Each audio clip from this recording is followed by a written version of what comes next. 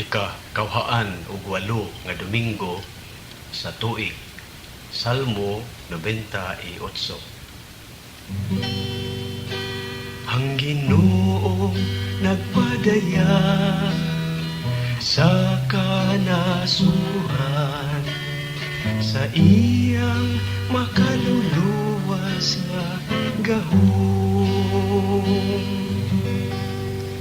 Awiti ang Ginoo ug bagong awit, kay naghimo siya og katingalahang mga buhat.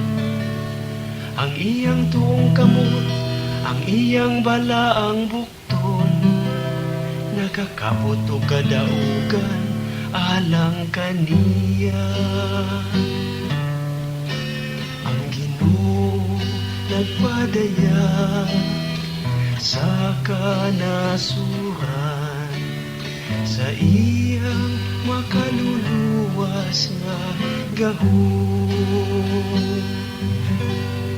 Ang Ginoo nagpahibalo sa iyang kaluwasan, sa atubangan sa kanasuhan, iyang gipadayag ang iyang katahong. Nahinumdum siya sa iyang kaluoy, ug sa iyang kamatinud-anon, alang sa balay ni Israel.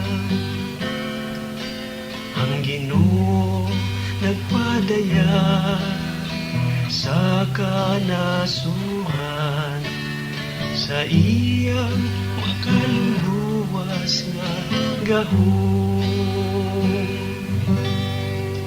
Ang tanang kautlanan sa yuta nakakita, sa kaluwasan nga gihimo sa atong Ginoo.